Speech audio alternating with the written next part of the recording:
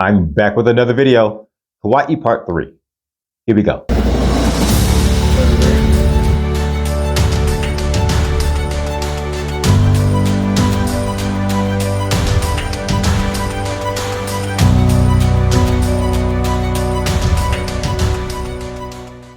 This video begins with me still on the island of Kauai. This time, I'm on the south side, aka the Poipu Beach area. A few years ago, my brother-in-law was on Kauai with us. We went golfing, and I will just say that after watching me play, he ain't invited me anywhere since. Another thing about the Poipu Beach area, well, there's the beach, which has much calmer water than the north side of the island. And to go with that, some of the best snorkeling that you will find anywhere. It also has green sea turtles. And if you find yourself on Poipu Beach, you're probably going to see some. Few things about turtles on the beach: interfering or touching, perhaps even getting too close to a green turtle here carries an expensive fine. These animals are endangered, and there are extreme measures taken to protect them. The green sea turtles are really not that green at all. They're more of a brownish, blackish olive color. They weigh somewhere between 300 and 450 pounds. They gather on the beach for a number of reasons: to sun themselves, to avoid predators, to mate, to lay eggs, and to be photographed by humans. There is usually a section of the beach that is roped off where you will find several green turtles at most times of the day, but especially in the afternoons. Sea turtles live a long time. These turtles will live up to 80 years.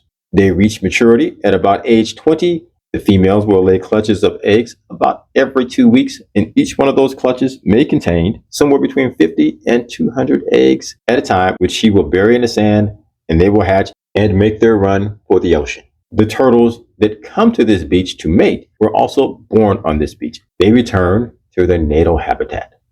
There's a lot going on at Poipu Beach, and you could hang out here for hours, which I did, watching a lot of it. There are some other things and places on the south side of the island that I wanted to experience. On my way to some of those other experiences, we passed by Waimea Falls. This waterfall drops 173 feet, flowing from the Waimea River. You don't have to spend a lot of time here, but it is well worth the stop. Let me say something about the island of Kauai that I noticed and that you will notice in your time here. There are chickens everywhere.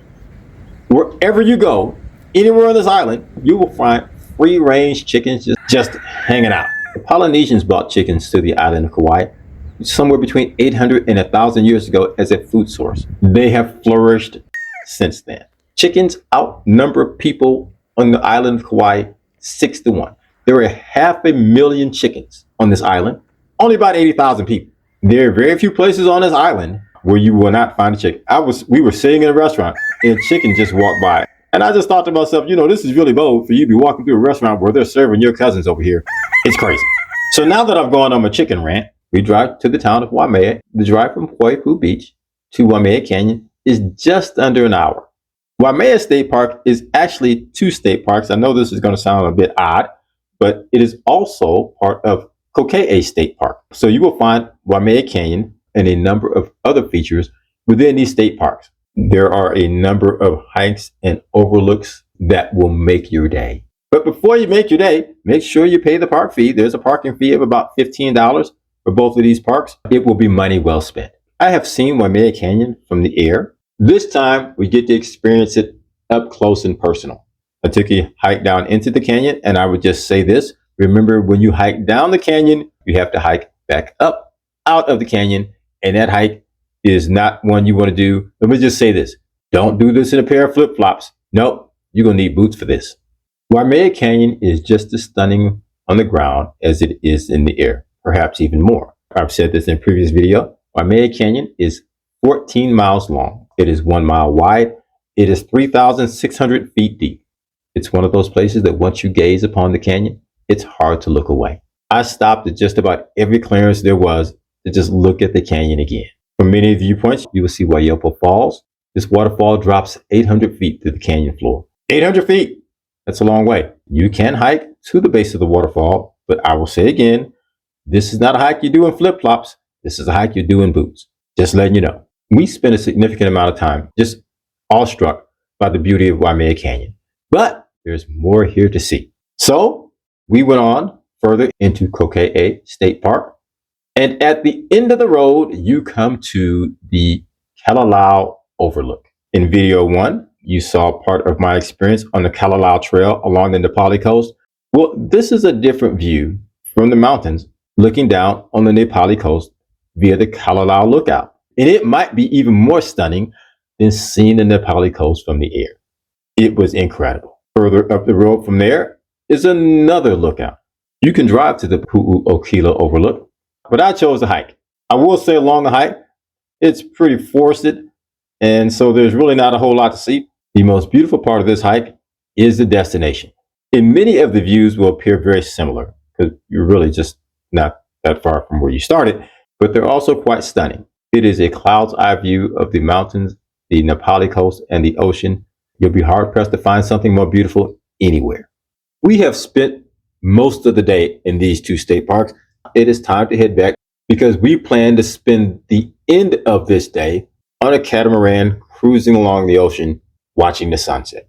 Most of those tours depart from the south side of the island, and we're trying to make the most of our time while we are in this area. On our way to dinner, we decided to stop at the Spouting Horn. The Spouting Horn is a natural blowhole formed by an ancient lava tube from volcanoes in Kauai's history. When the waves come in, seawater crashes through a narrow opening and thrusting water sometimes 50 feet into the air. It is easily accessible. It's just a short walk from a parking lot. You can listen to the water roar as it is thrusted through the blowhole. And this will happen every 10 to 15 seconds depending upon the tide. It's a relatively short drive from Poipu Beach. And if you have the time, I encourage you to go see this. We get on a catamaran. It is a beautiful day. And we have some dolphins playing in the surf. I must admit, my photography skills need some work. However, I was able to catch this dolphin just off the stern of the boat. Attempted 50 shots to capture this and only got one. But many times, that's all you need. Thank you for watching. Please take a moment to click that like and subscribe button. Thank you. We've gotten a lot in this one day, but this day is coming to an end.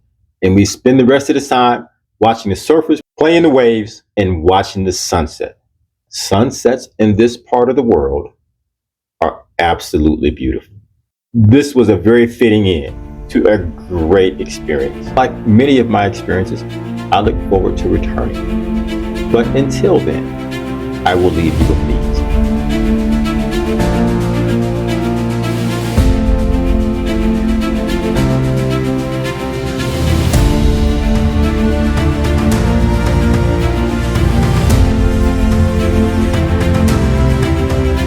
Thank you for watching. We'll be posting another video soon. Please tune in.